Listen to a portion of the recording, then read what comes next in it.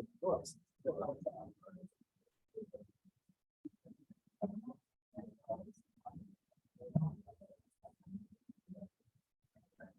a continuar en esta noche del segundo día del Congreso Nacional de Derecho Corporativo. Queremos agradecer de manera muy especial a todos y cada uno de los expositores que nos han acompañado.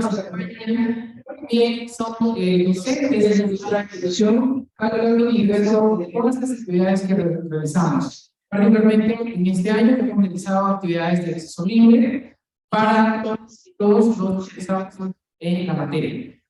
Entonces, vamos a continuar con la presentación del doctor Joel Chipana Catalán, que va a exponer sobre cláusulas abusivas. El doctor Chipana es docente e investigador en Derecho Civil y Arbitraje, doctorando por la Pontificia Universidad Católica del Perú, socio de Chipana Catalán Abogados, y se desempeña también como árbitro inscrito en el Registro Nacional de Árbitros del Organismo Supervisor de Contrataciones con el Estado. Bien, el doctor Chipana es autor de diversos libros y artículos de investigación, conferencista nacional e internacional. Vamos a recibir de manera muy grata, con un fuerte voto de palmas, al doctor Joel Chipana Catalán.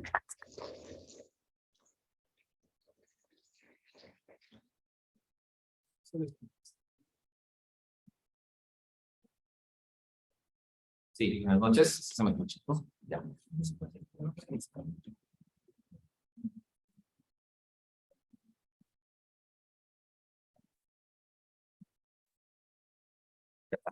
Bien, buenas noches.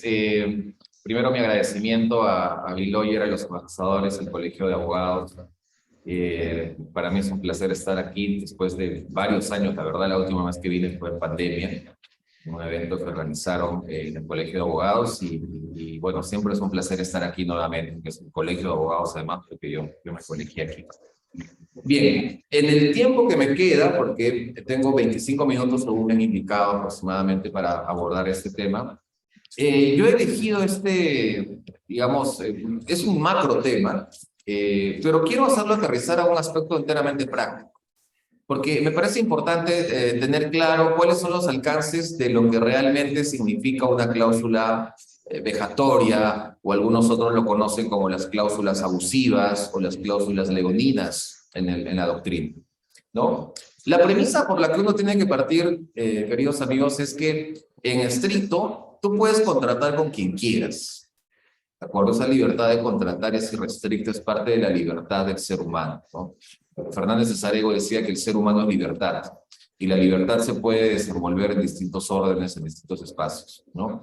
Si quieres puedes contratar con el diablo mismo, ¿no? Los actos jurídicos que tú vayas a celebrar los puedes hacer con quien quieras, ¿no? Por eso hay matrimonios complicados, ¿verdad? Porque uno se casa con alguien que de repente no tenía por qué casarse y luego descubre que es lo que ha ocurrido luego, ¿no? Pero finalmente son actos jurídicos que en su contenido y en su viabilidad se respetan, porque el sistema no tiene que meterse a cuestionar la voluntad que el sujeto tiene. Tú eres libertad, puedes hacer lo que quieras, naturalmente con límites,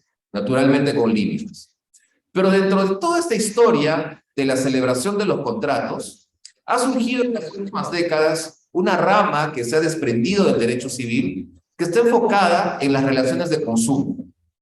Y las relaciones de consumo tienen una particularidad, porque en el derecho civil puro, las relaciones contractuales que se establecen entre las partes, a priori exigen cierto equilibrio entre los intereses de las partes, ¿verdad? Porque ese equilibrio va a permitir que de manera conjunta puedan ir perfilando el contenido del contrato. Y ahí viene el otro concepto que es la libertad contractual, ¿verdad? Tú vas poniendo cláusulas, sacando cláusulas, afinando algunos aspectos, quitando algunos temas que no quieres que estén ahí o regulándolos de una manera diversa. Pero eso está bien en un escenario en el que ambas partes tienen cierto poder de negociación. El problema surge que por la sociedad de consumo, desde hace algunas décadas, en realidad la contratación es vertiginosa. Estoy seguro que ustedes, por ejemplo, utilizan los aplicativos, ¿no? Para pedir comida, por ejemplo, ¿no? Ya te da flojera salir, entonces agarras tu celular, pides comida. Para pedir un taxi, ya no vas a la calle, levantas la mano con el temor de quién te va a ir, estás regateando, ¿no? En el aplicativo, entonces tú estás contratando todo el tiempo. Pero el problema que surge con ese tipo de contratación es que no existe esa simetría en la fuerza, en el poder que tienen las partes. porque hay una parte fuerte y hay una parte débil. Y cuando existe esa distinción, el Estado se ve llamado a introducirse y empezar a regular algunas cláusulas que esa parte fuerte te va a imponer, porque tú no las puedes modificar.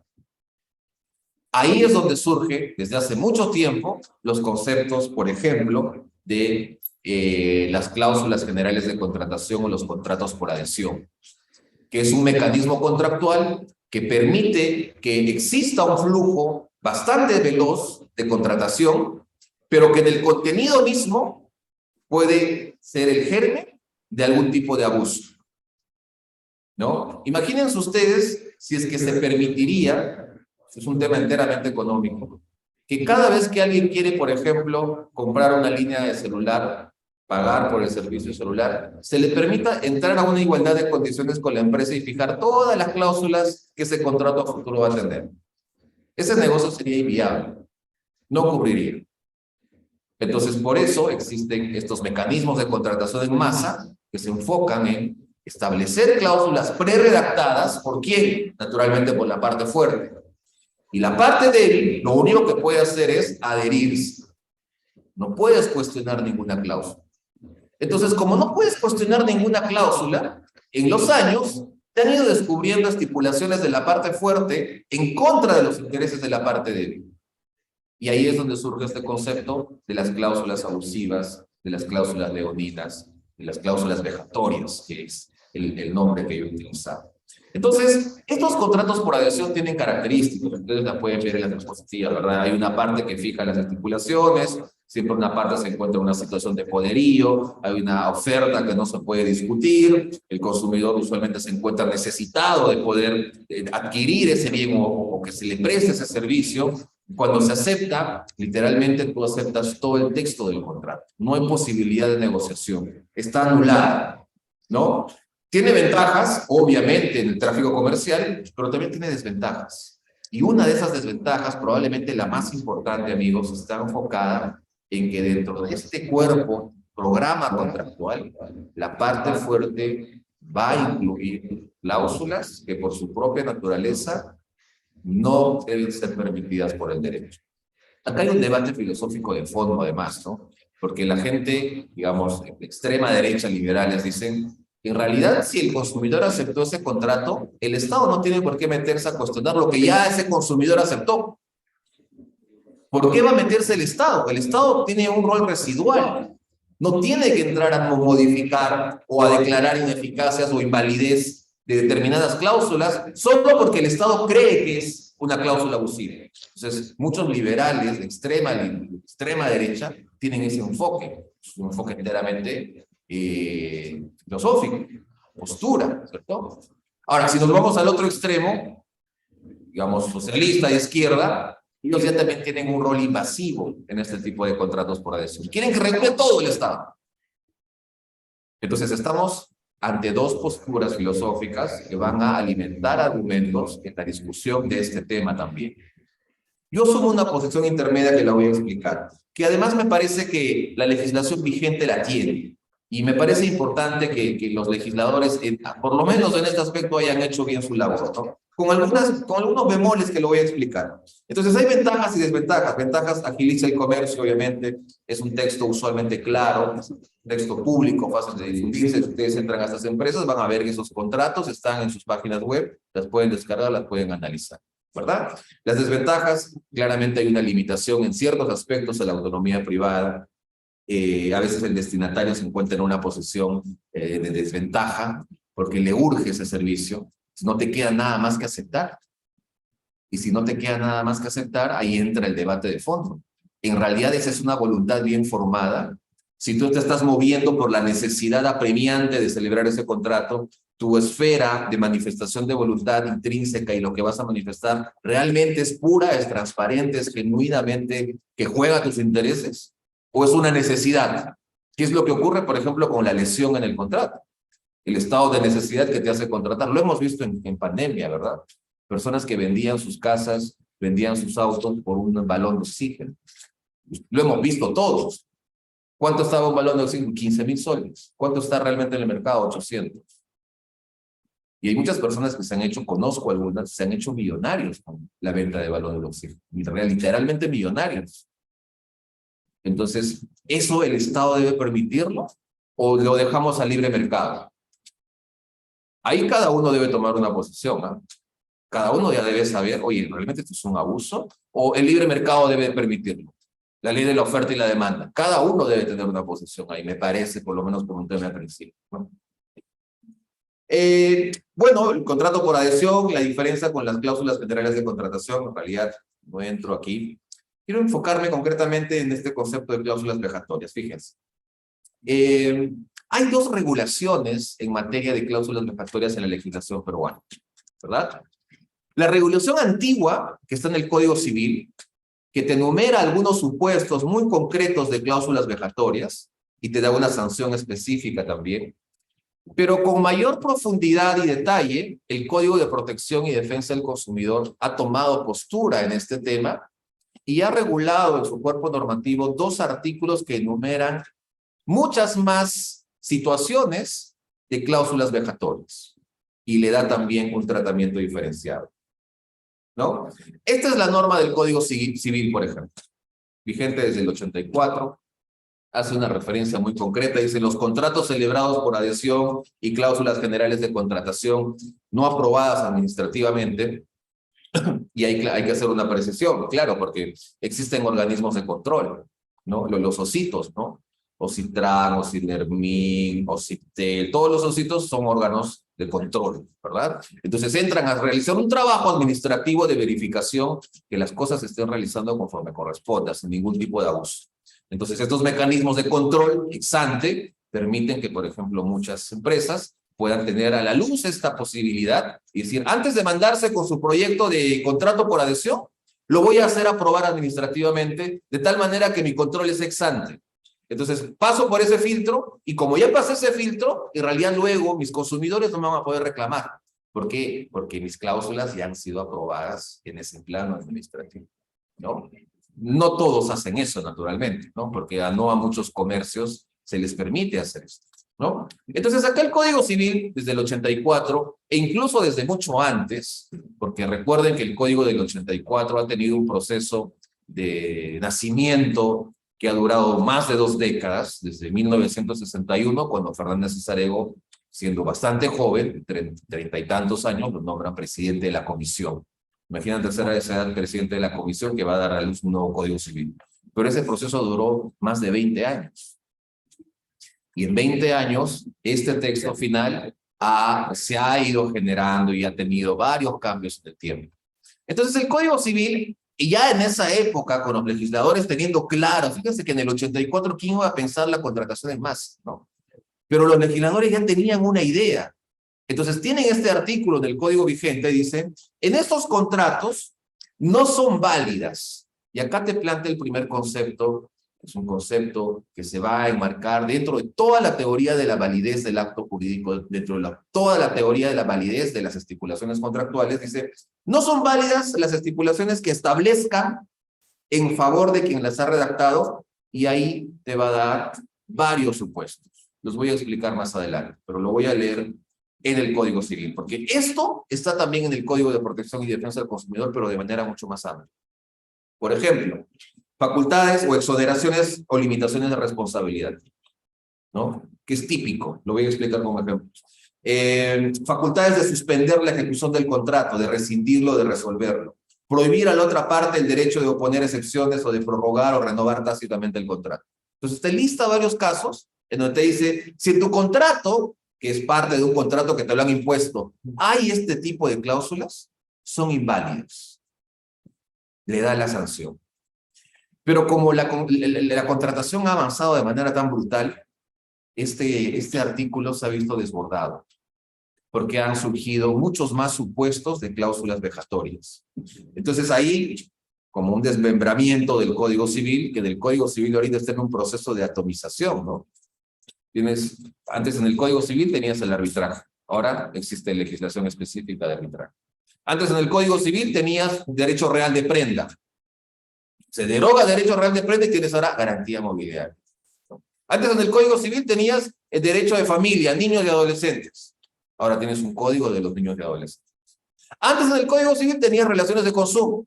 Ahora tienes un código de protección y defensa del consumidor. El Código Civil lo están desmembrando. Es como en tu pajamaro que lo están sacando a pedazos por todos lados y al final no va a quedar mucho. No va a quedar mucho, ¿no? Porque hasta temas vinculados a contratación y al derecho de obligaciones están teniendo otros horizontes, ¿no? Ahora, la realidad ha rebasado los supuestos normativos del Código Civil y en materia de relaciones de consumo, el Código de Protección y Defensa ha tenido un desarrollo mucho más importante, ¿no? Cláusulas de ineficacia abusiva, cláusulas abusivas de ineficacia absoluta y cláusulas abusivas de ineficacia relativa. Acá quiero hacer la comparación. El Código Civil cuando dice, estas cláusulas incluidas en estos contratos impuestos son inválidas. Esa es la consecuencia que trae el Código Civil. Pero el Código de Protección y Defensa del Consumidor tiene un desarrollo mucho más prolijo y dice, vamos a dividir en dos tipos de cláusulas vejatorias.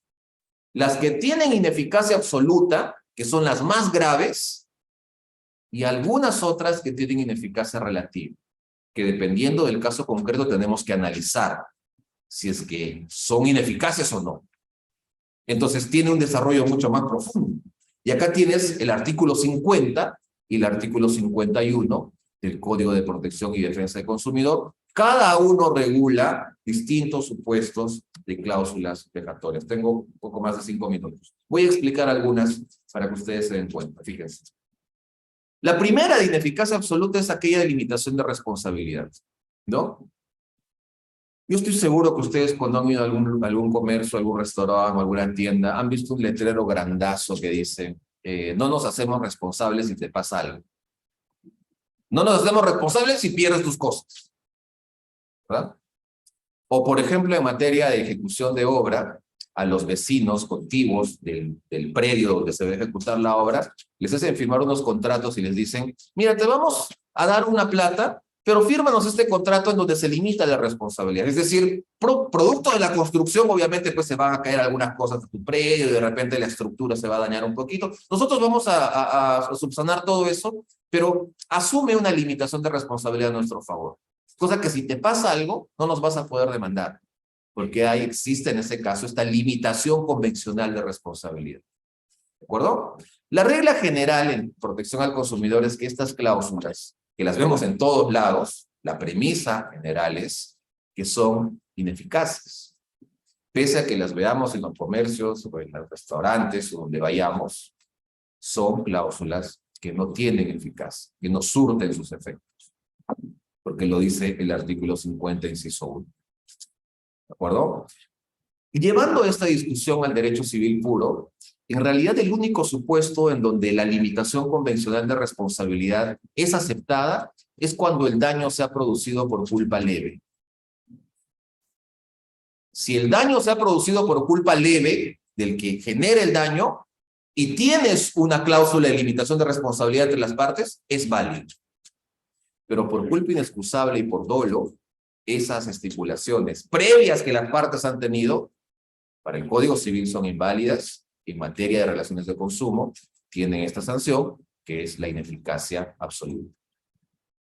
¿De acuerdo? Pero la premisa es esa.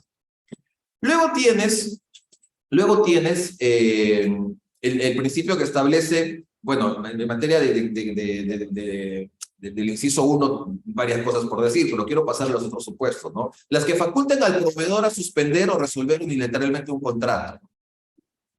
Yo estoy seguro que alguna vez ustedes han conocido un caso donde existe un contrato y de la noche a la mañana una de las partes patea el tablero y dice, ya no hay contrato. ¿Por qué? Porque ya no quiero que haya contrato. Ya, ¿y dónde está eso? Está en el contrato. Lo has reconocido, lo has firmado. Porque hay cláusulas que dicen eso, ¿no? Por ejemplo, el arrendador podrá poner fin al presente contrato de arrendamiento cuando así lo disponga. Esa es una facultad de resolver unilateralmente el contrato. Y nosotros sabemos que en el derecho peruano, para resolver un contrato, tú necesitas justa causa, necesitas una razón, necesitas un fundamento. Principalmente se debe enfocar en el incumplimiento. Hay incumplimiento y tienes todos los mecanismos resolutorios, 14, 28, 29 y 30 del Código Civil, dependiendo del que tú quieras incoar. Pero es con causa, con una razón, con un motivo, ¿no? Lo otro, en doctrina, se conoce como el receso. Es decir, es la resolución contractual sin causa. Pero para que eso exista, lo establece la ley. Por ejemplo, 1365 del Código Civil. En los contratos a plazo indeterminado, cualquiera de las partes puede poner fin a ese contrato con un preaviso de 30 días. Yo tengo contratos a plazo indeterminado con ustedes, y si yo quiero poner fin a ese contrato, no tengo que exponer ninguna razón. Lo único que tengo que seguir es el mecanismo para ponerle fin. Carta notarial con 30 días de anticipación. Y ya no hay contrato. Oye, ¿pero por qué? Porque ya no quiero que haya contrato. No tengo que explicarte nada. Entonces, el receso funciona en esos casos. Pero la regla general es que estas estipulaciones, por acuerdo de las partes en materia de consumo, no están permitidas. Tienen una consecuencia que es la ineficacia absoluta. ¿De acuerdo? Otra, las que faculten al proveedor a resolver un contrato sin comunicación previa o a poner fin a un contrato de duración indeterminada sin un plazo de antelación, que se vincula de manera bastante cercana al anterior, ¿no?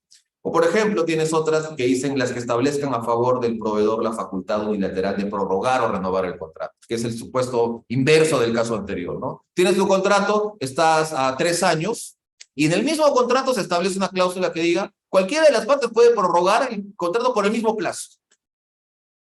Entonces tú llegas al fin del contrato, ya no quieres mantenerte vinculado a esa parte. Pero la otra parte dice, no, la cláusula 14 me dice que yo puedo prorrogar automáticamente si se quiere. Ese es otro supuesto de cláusula abusiva. El problema con esto, amigos, el problema con esto es que no todos son abogados. Y es más, dentro de los abogados no todos son civilistas o conocen temas de consumo. Y entonces cuando una persona que no sabe nada de derecho tiene ese contrato y le dicen, tú has firmado este contrato, la persona cree que lo que está en ese contrato se tiene que cumplir. Pero el análisis de fondo reside en que estas situaciones no se deben permitir, ¿no? El típico supuesto, no sé si ustedes recuerdan, yo lo recuerdo bien, muy bien. No me pasó, pero le pasó a un familiar. Hace muchos años, cuando tú comprabas un boleto de avión, ida y vuelta, ¿no? El round trip, si tú perdías el de ida, perdías el de vuelta, ¿no? Entonces, perdí el boleto de ida, si me quedé dormido, perdí el avión. Entonces, cuando te ibas por tierra, ¿no? Digamos, Trujillo, digamos. Y en Trujillo ibas al aeropuerto, sí tengo mi ticket de regreso. El de ida lo he perdido, el regreso está vigente. Y en el counter te decían, no, la cláusula tal del contrato de por adhesión que usted ha firmado dice que si pierdes el de ida, pierdes el de vuelta. Entonces ahí hubo todo un debate y ahora se permite perder el de ida, pero el de retorno sigue intacto. Esa, por ejemplo, era una cláusula abusiva a todas luces, pero que ha estado vigente muchísimos años. Yo lo recuerdo, ha estado vigente mucho tiempo. Y la gente pensaba, como está en el contrato, se tiene que respetar. Porque también en esas épocas, pues, este concepto del derecho del consumidor no tenía el auge ni el apogeo que está teniendo ahora. Ahora realmente es una rama del derecho que está teniendo una importancia brutal, ¿verdad?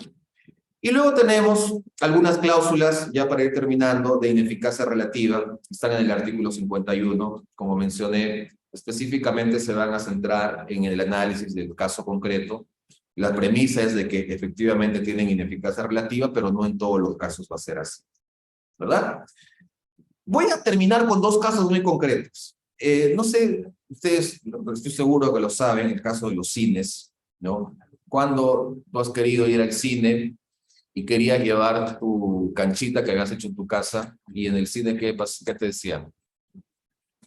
No, ¿verdad? No puedes. No, tienes que, lo que vas a consumir dentro, tienes que comprarlo en el cine.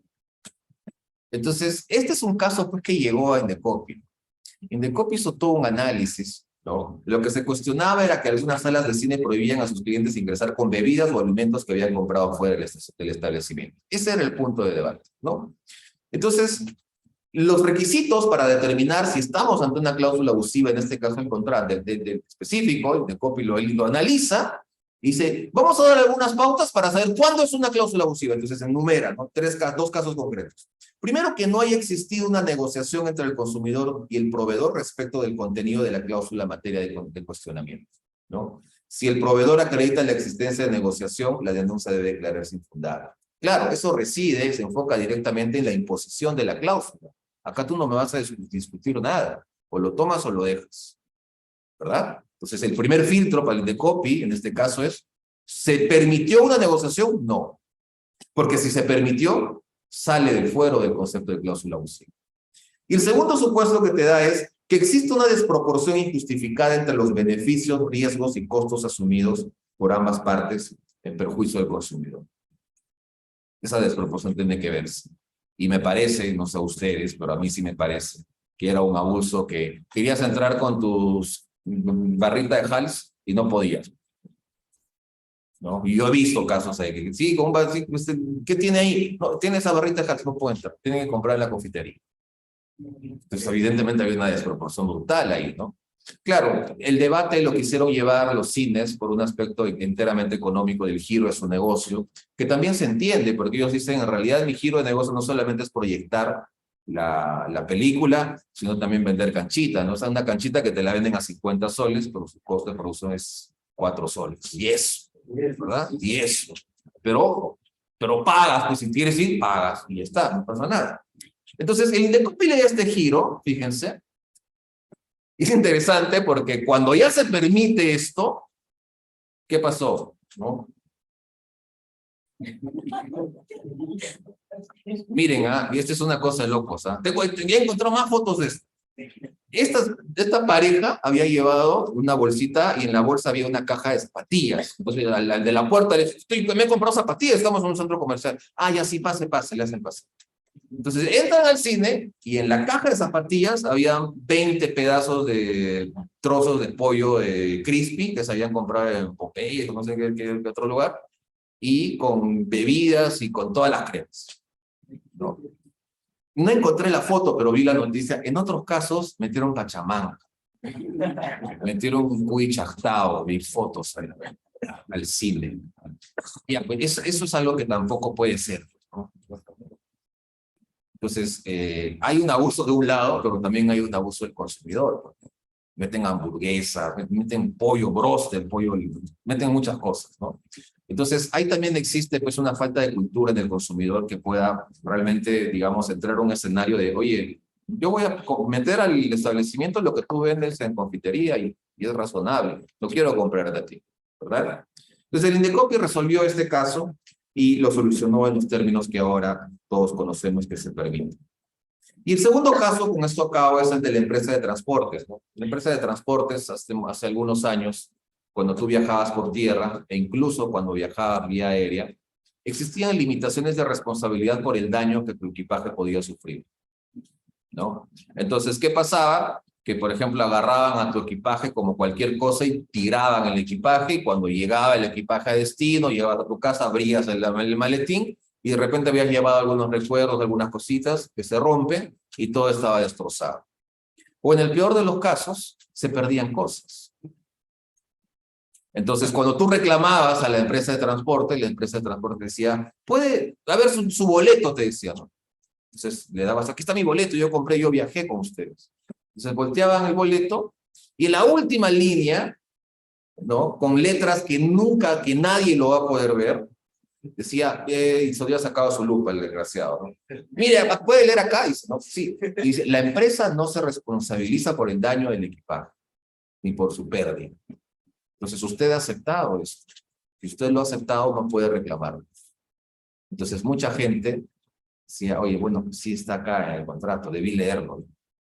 Entonces, eso también entra a conocimiento de Indecopi, e incluso Indecopi va más allá, porque fija, por ejemplo, a partir de algunos casos, cuál debe ser el tamaño de las letras que está en esos boletos que te dan. Porque antes el tamaño era el que quería la empresa. Pero luego Indecopi mete la mano y dice, no, el tamaño debe ser de tantos milímetros, ¿no? Para que pueda ser reconocible en el ojo humano. Entonces, tiene una labor que me parece importantísima el Indecopi en todo orden, y me parece que estos temas que dan para mucho más, para comentarlos con infinidad de casos, pero por el tiempo lamentablemente no puedo abordarlos todos. La doctora también tiene que dar a su ponencia, pero espero que haya sido de su agrado y les agradezco nuevamente su tiempo.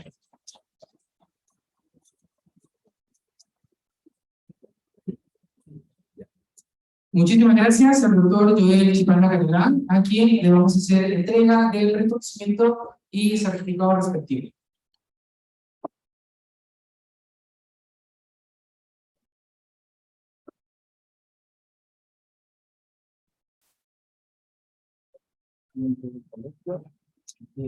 ¿A dónde veo? Arriba.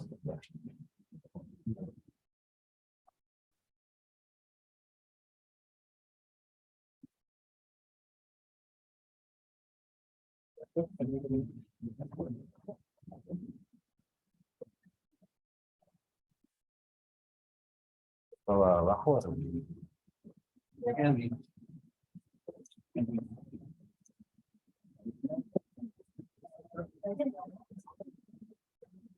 Perfecto.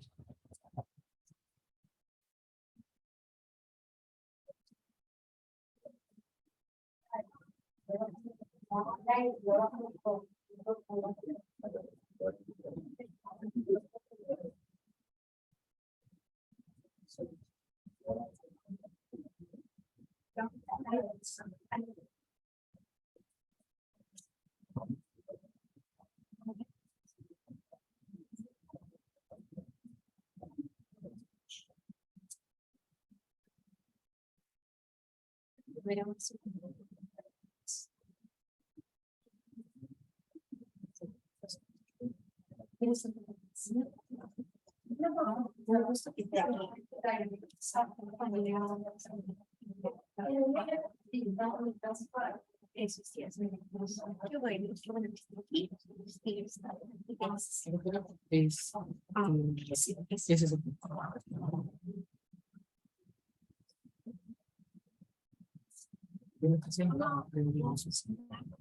sí, pero mira, esto que está muy interesante.